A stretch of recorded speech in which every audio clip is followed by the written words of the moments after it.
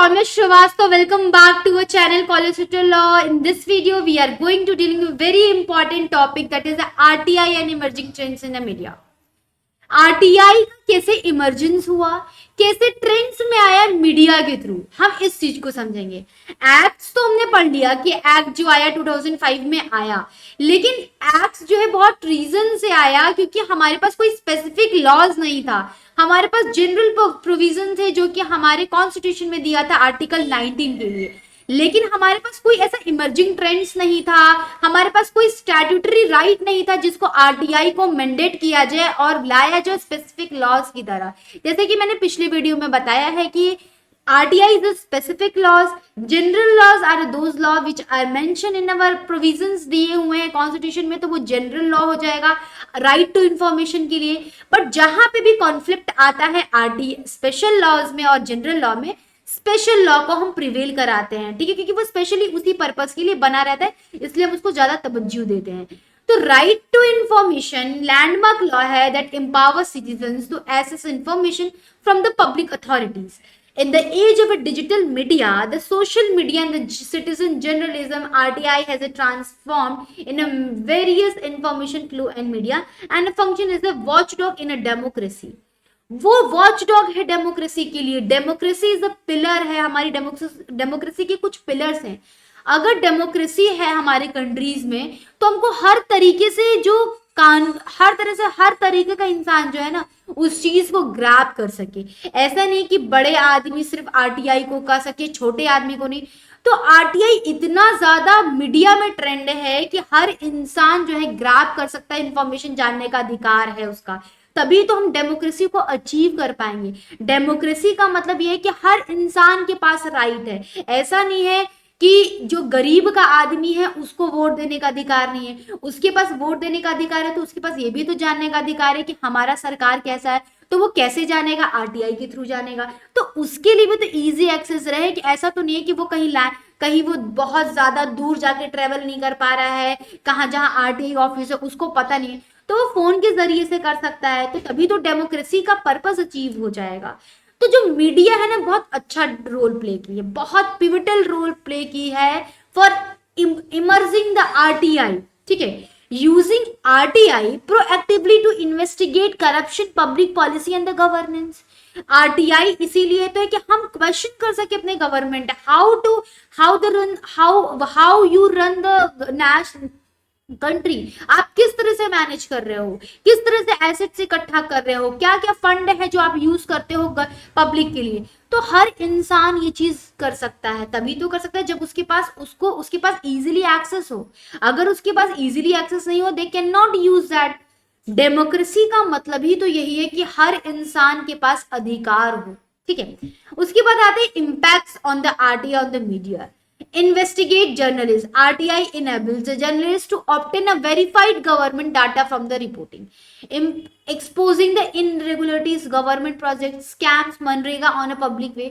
Investigate कर सकते हैं। अगर मान लीजिए मीडिया के थ्रू, फॉर एग्जाम्पल हमें कुछ लगता है मीडिया के थ्रू हम प्रोटेस्ट करने लगते हैं, मीडिया उस चीज को कवर करने लगती है, तो फिर क्या होता है, अकाउंटेबिलिटी जनरेट हो जाता है तुरंत। अगर मान लीजिए कि हम हर इंसान को नहीं पता है कि देश में, फॉर एग्जाम्पल मान लीजिए कि कोई जेल है, मान लीजिए प्रयागराज में एक नैनी जेल है, वहां पे बहुत ज्यादा इल ट्रीटमेंट किया जा रहा है क्रिमिनल्स के साथ या जो अंडर ट्रायल है। तो वहां पे हम जाके रोड पे जाके प्रोटेस्ट करते हैं कि नहीं यार, ऐसा यहाँ पे चीजें गड़बड़ हो रही है, उनको एक प्रोटीन्स का सोर्स नहीं मिल पा रहा है, वहां पे चीजें बहुत गड़बड़ हो जा रही है। तो क्या मीडिया उस चीज को कवर करने लगती है। मीडिया जब कवर करने लगी तो इन्वेस्टिगेट चालू हो जाता है। तो इस तरह से क्या होता है, आरटीआई पे भी इफेक्ट्स पड़ता है। गवर्नमेंट जो हमारी पब्लिक होती है वो सरकार से जवाब मांगने लगती है कि आप उस चीज को पब्लिश करो, आप उसको दिखाओ कि कैसे आप उस चीज को मैनेज करते हो, जितने भी एसेट्स आते हैं, जितने भी रेवेन्यू जनरेट होते हैं, आप उसको कैसे यूज करते हो जेल्स में, ठीक है। Exposing the इनरेगुलरिटीज of A government project, scams कैसे करते हो, स्कैम्स तो कहीं नहीं हो रहे, आप हमसे टैक्स ले रहे हो, जीएसटी, उसका मनी लॉन्ड्रिंग तो नहीं हो रहा है। मनरेगा है क्या, एक तरह का हम काम देते हैं लोगों को, तो उस चीज को प्रोजेक्ट्स को कैसे आप कर रहे हो। ऐसा तो नहीं है कि आप उनसे काम करो उनको पैसा नहीं दे रहे हो। तो हर कोई इंसान जो है ना कर सकता है। Assessing the official statistical and budget allocation, आप बजट्स का जो बजट पारित हुई है उसको कैसे एलोकेट कर रहे हो, किस फील्ड में कितना दे रहे हो, कहाँ दे रहे हो, ये सब चीज का हम इन्वेस्टिगेशन करने का हमारे पास पावर है। ठीक है, केस स्टडी देखें। फिर RTI request a journalist reveal the irregularities and coal allocations, art media analysis the based on the RTI documents led to the public debates and the parliamentary scrutiny. वो scrutiny करती है। अगर आप कोई चीज हमको नहीं पता है कि क्या हो रहा है, मीडिया वो चीज कवर कर देगी, फिर हम भी उसका पार्ट लेंगे। तो क्या हो रहा है ना, आरटीआई को बहुत इंपैक्ट पड़ रहा है मीडिया का। मीडिया वाइड रेंज एक कवर कर देती है कि क्या हमारे सरकार देश में हो रहा है, क्या नहीं हो रहा है। हम कोई भी इंफॉर्मेशन मीडिया के थ्रू जानते हैं, हमारे खुद तक हमें नहीं आते। हमें नहीं पता है कि जो एलोकेशंस हो रहे हैं किसी चीज की, बजट्स की कैसे हो रहे हैं, हमें मीडिया से पता है। तो उस चीज में होगा तो तुरंत उस चीज का इन्वेस्टिगेट कराएंगे। ठीक है, ट्रांसपेरेंसी एंड अकाउंटेबिलिटी कर रही है। मीडिया एक तरह का ट्रांसपेरेंटी जनरेट करे। Media use RTI to hold a public authorities accountable. क्या क्या कहते हैं, कैग रिपोर्ट्स जो है obtain RTI analyze the report and newspaper and TV. हर चीज को हम रिपोर्ट्स कर रहे हैं मीडिया के थ्रू, तो हमें पता चल रहा है। Many investigation story newspaper like the Hindu, Indian Express, digital media platform are really heavily RTI obtain data. Media इतने अच्छे से ट्रांसपेरेंसी जनरेट कर रही है कि हमें हर चीज पता चल रहा है कि किस सरकार को कितने वोटें मिली, कितना उन्होंने चुराया, कितना क्या किया। तो हर चीज मीडिया के थ्रू तो हमें पता चल रहा है। तो आरटीआई बहुत अच्छा एक स्कोप, आरटीआई जो है मीडिया एक बहुत अच्छा स्कोप है आरटीआई के लिए। Digital and online media trends. आजकल मैं जब पिछली वीडियो बना रही थी मैंने बताया था कि मैंने अपने एग्जाम्स जो हमको जो नंबर मिला था वो बहुत कम मिला था। तो हमने क्या किया कि हमने आरटीआई फाइल की। तो एक डिजिटल देखिए ऑनलाइन मीडिया के थ्रू कैसे rise of online new portal से हमने ऑनलाइन ही फाइल किया था। RTI documents are digitally published making government data accessible at the larger audience. हर इंसान को पता चल रहा है, हम कोई भी मीडिया क्या कर रही है हम उसको पब्लिश कर रही है। अगर आप कोई डॉक्यूमेंट मांग रहे हो कि सरकार हमें कैसे चला रही है, सरकार कौन सा बजट कहाँ यूज कर रही है, तो वो चीज डिजिटली पब्लिश हो रही है। तो लार्जर ऑडियंस को भी पता चल जा रहा है कि ओ अच्छा इस तरह का बजट यहाँ यूज हो रहा है, इस तरह का रेवेन्यू हमारे गवर्नमेंट टैक्स इकट्ठा करके सरकार रोड बना रही है। ओ ये चीज क्या, तो क्या हो रहा है online through. impacts promotes citizen journalism, enhance participatory democracy by involving the citizens governance through the important access। ठीक है, emerging trends in the media with RTI data journalism। Media combines the RTI data with a visualization tool to make a complex government and understandable। Using RTI budgets, expenditure data, create interactive maps and dashboard। Data journalism में क्या होता है कि history की तरह हम data को collect करके कि क्या रीजन था क्या नहीं था, हम कैसे इसको रख रहे हैं, कोई भी चीज हो रहा है, तो एक डाटा जर्नलिज्म होता है। हम उसमें सारी चीजें पब्लिश कर देते हैं। ठीक है, तो एक बहुत अच्छा स्कोप है ये। फिर सोशल मीडिया एम्प्लीफिकेशन क्या है, ट्विटर, फेसबुक, इंस्टाग्राम, यूट्यूब, ये सब प्लेटफॉर्म्स है where the RTI disclosure are share. कोई भी आरटीआई का इन्फॉर्मेशन इसके थ्रू भी पब्लिश कर देते हैं, आरटीआई का जो भी हम डाटा जर्नलिज्म के थ्रू भी कर देते हैं। कोई भी अगर हमें पता चलता है कि इस तरह का बजट हमने मांगा, एक्सपेंडिचर मांगा है, तो उसको हम कैसे पब्लिश कर रहे हैं। ठीक है, उसके बाद हम आते हैं आरटीआई अब apps and portals. Media collaborate with the NGOs, teach a platforms to create a app on citizen.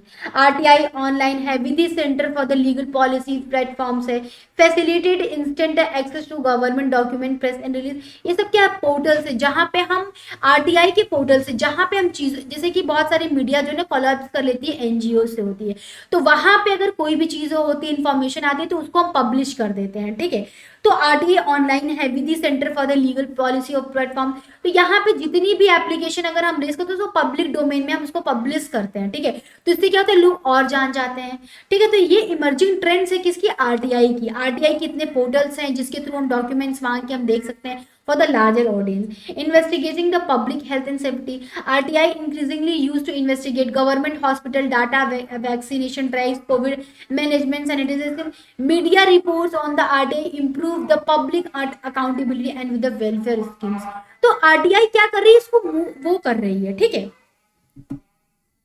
Citizens use our RTI themselves, find and share the finding the blog, social media, bypassing tradition। हम blog बनाते हैं, हम दिखाते हैं कि RTI के through हमें ये चीज रिसीव हुआ, आरटीआई ने ये चीज पब्लिश किया, तो हम उसको फैला ही तो रहे हैं। तो एक तरह का इमर्जिंग ट्रेंड है।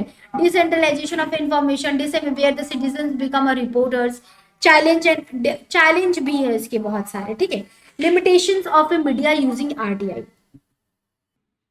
तो ये सब समझ में आ रहा है कि investigation, public health and safety, हम किसी गवर्नमेंट में भी हम जा सकते हैं कि क्या प्रोसेस है, क्या क्या हम ये आरटीआई कर सकते हैं कि गवर्नमेंट हॉस्पिटल में सही फैसिलिटीज है कि नहीं, सैनिटेशन का, वैक्सीनेशन का, ये सारी चीजें हम आरटीआई भी कर सकते हैं, क्योंकि आरटीआई जरूरी नहीं है कि हर इंसान अपने, कभी कभी पीआई भी हो सकता है, ठीक है।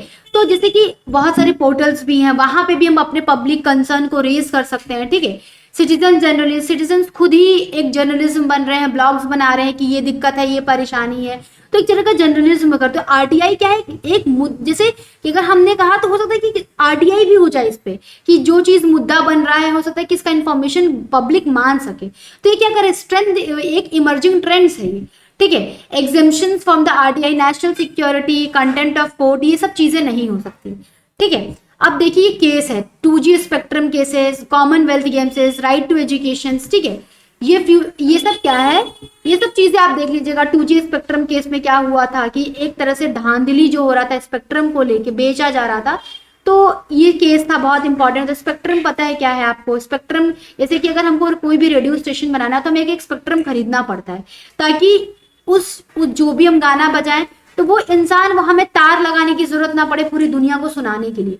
हम क्या करते हैं कि स्पेक्ट्रम एक वेवलेंथ फ्रिक्वेंसी खरीद लेते हैं जो डायरेक्ट हमें पूरी दुनिया को सुनाई दे। तो इसमें क्या था कि जो सरकार थी वो बेच रही थी, वो बहुत गलत तरीके से बेच रही थी स्पेक्ट्रम को, ठीक है। एक तो उस चीज में जो पब्लिक ने वो किया, एक्सपोज किया कि corruption led to the public debates of the Supreme Court, intervention इस पे यहाँ पे हुआ था कि यहाँ पे गलत तरीके से मीडिया फाइल की थी RTI to obtain a documents on the spectrum allocation.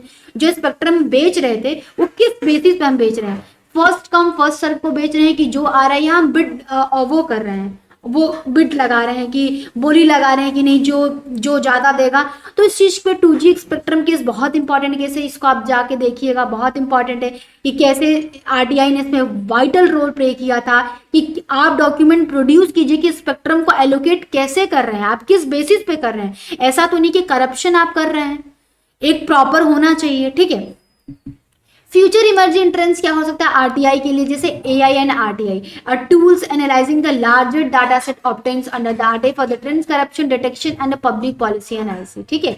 NGOs, medias, data to create a crowd source transparency, ये फ्यूचर हो सकते हैं। एआई का जमाना है, एआई और आरटीआई में क्या मतलब डाटा किस तरह से मतलब के टूल्स हम एनालाइज कर रहे हैं, ऑब्टेंड कर रहे हैं, कहीं ऐसा नहीं है कि करप्शंस कर रहा है, डिटेक्शंस कर रहा है, पब्लिक के पॉलिसी को हार्म कर रहा है, ये सारी चीजें हो सकता है। तो ये केस बहुत इंपॉर्टेंट है, 2G स्पेक्ट्रम केस। कॉमनवेल्थ में देखिएगा आरटीआई कैसे ऑब्टेन की थी कॉन्ट्रैक्ट, जो ट्रेंडर्स हुए थे कि media reports RTI highlighting the financial irregularities and the mismanagement, RTI का बहुत वाइटल रोल है। तो ये मैंने मेंशन किया, आप इन तीनों के इन्हीं तीनों को इसको इसमें मेंशन करना है, ठीक है।